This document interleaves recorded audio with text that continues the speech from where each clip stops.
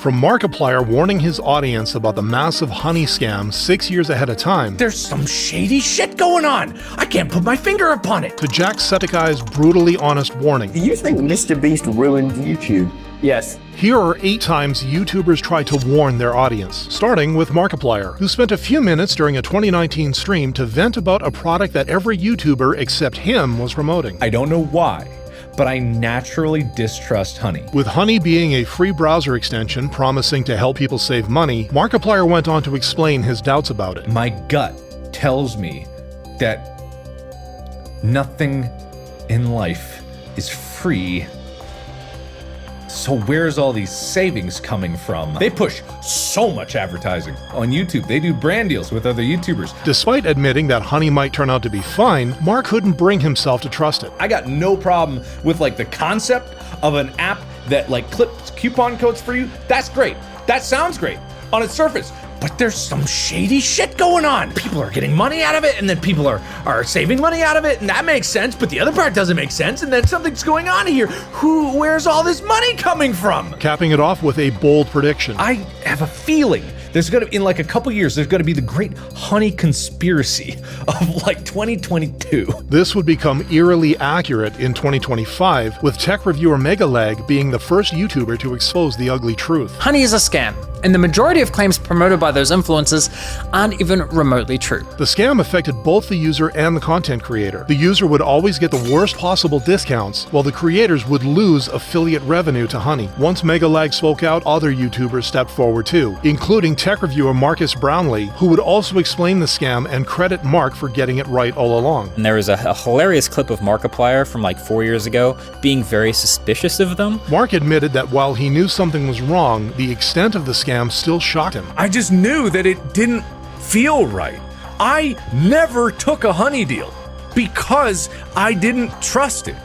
And holy shit, it was so much worse than I ever could have imagined. Markiplier has every reason to feel smug about his prediction, much like PewDiePie, who was the first YouTuber to warn about the dark side of Ryan's world. It's kind of like seeing child stars on television, because you know, like, their parents are literally forcing them to do it. And it's just something sad about it. He would make this comment on January 3rd, 2017, when he sat down to react to an article making a bold claim. What is this? 5-year-old threatens to dethrone YouTube king PewDiePie over my goddamn dead body. Pewds would go on to review this up-and-coming channel, only to be left thoroughly unimpressed. But it wasn't just the content that left a bad taste in his mouth. Who will you hatch?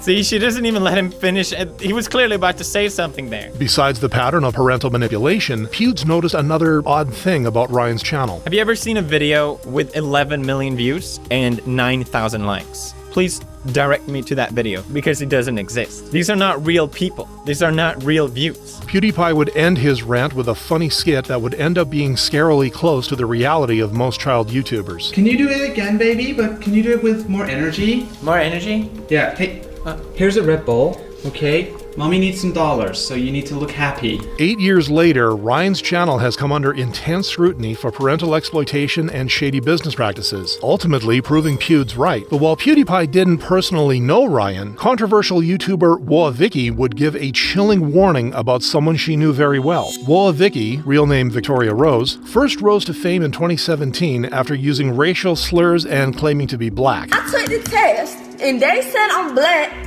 That means I have the right to tell y'all that I'm black. But it became pretty clear that Vicky was just building a persona to chase clout, much like fellow flexer Lil Tay. I dropped 200 racks on this car, and I'm only 9 years old. Vicky and Tay's paths would cross due to Vicky's feud with another controversial teen, Bad Baby, aka the Cash Me Outside girl. Me and my blood sister. You feel what I'm saying? These broke ass bitches. Bad Baby is a bitch. But on June 29th, 2018, Vicky would make a surprisingly serious video after she discovered the concerning truth about her friend. Lil Tay is a little girl, a 10-year-old girl who came from Canada, who plays ballet. You know what I'm saying? She don't know nothing about no rappers. She don't know nothing about flexing.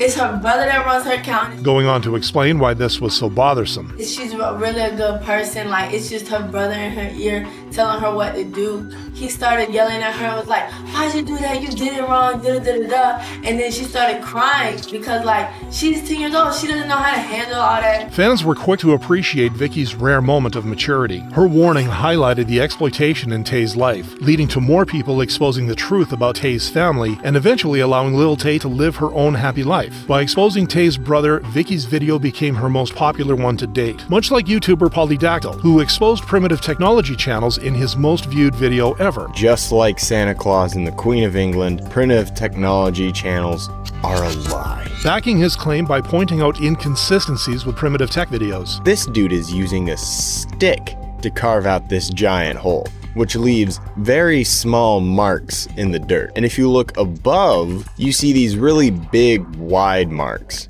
Something that a shovel would make. He then points out the evident excavator tread marks in the video, further proving the use of machinery behind the scenes. But that wasn't all, as the inconsistencies with nature kept adding up. What's this? He's splitting bamboo with a hatchet?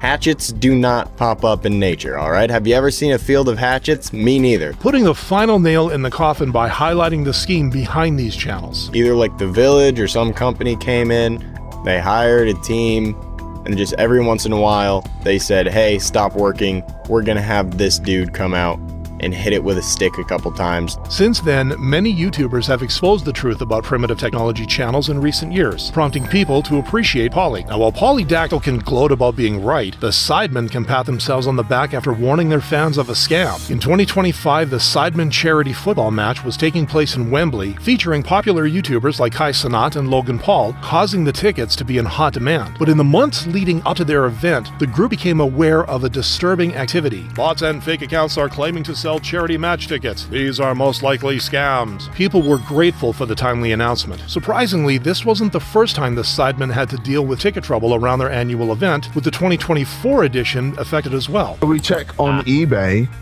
People are reselling. I really dislike the fact that people have thought, there's a charity event, let me go and buy a ticket disgusting. so I can sell it to make 10 times the price of the ticket for myself. Among the many stars who took to the field in 2025 was Mr. Beast, who had been the subject of a warning by YouTuber Jacksepticeye. Do you think Mr. Beast ruined YouTube?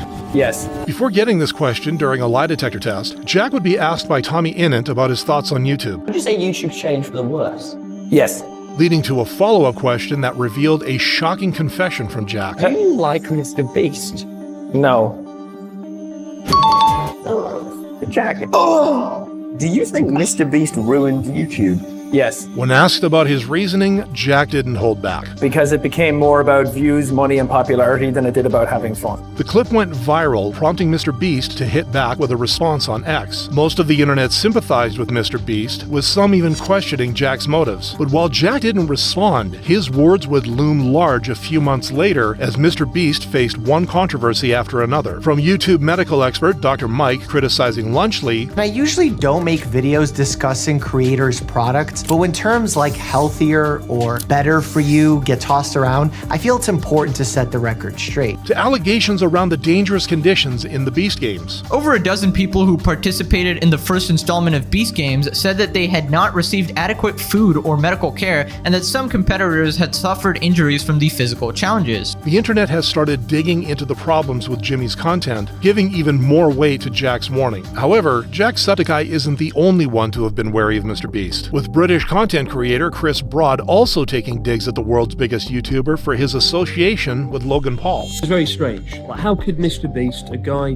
who is famed for being a genius, who mastered the algorithm, how could he not calculate that partnering with such a man would be anything other than a shit idea? Logan Paul wouldn't be spared a warning either. And in the years since, the headlines surrounding this guy have continued to spell bad news. There's not been much in the way of a redemption arc. Bringing it full circle with Hatua Girl. What makes it crazy is how she condensed the 5-year lifespan of a modern influencer into just like 2 or 3 months. Step 1, have a viral moment. Step 2, have a podcast. Step 3. Unleash a cryptocurrency, which quickly goes wrong. Chris doubled down on his warning, explaining why it was important to heed it for future generations. And if the people at the top of this platform with unimaginable reach don't have a good moral compass to guide them, then we all lose for it, particularly the next generation growing up watching this, especially if they're raised on a diet of lunchling.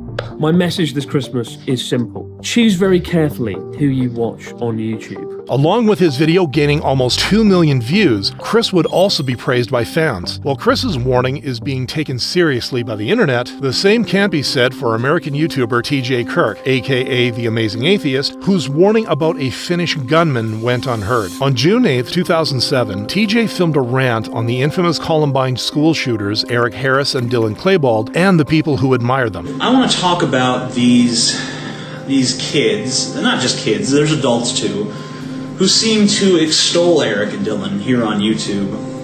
I'll link to all of their profiles once again. TJ would end his rant with a chilling warning about the exact people who should be investigated.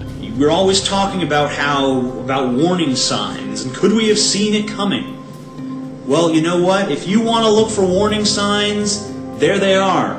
Those are your warning signs. One of the profiles on TJ's list was Natural Selector 89, real name Pekka Erik Avinen, a Finnish teenager who would go on to unalive 7 students and his principal at a high school 5 months after TJ's warning. In the aftermath of the tragedy, TJ would express his disappointment at his warning falling on deaf ears. You could probably tell that I'm not happy about my vindication, because it was something that I warned you would happen, something that I told you to be mindful of.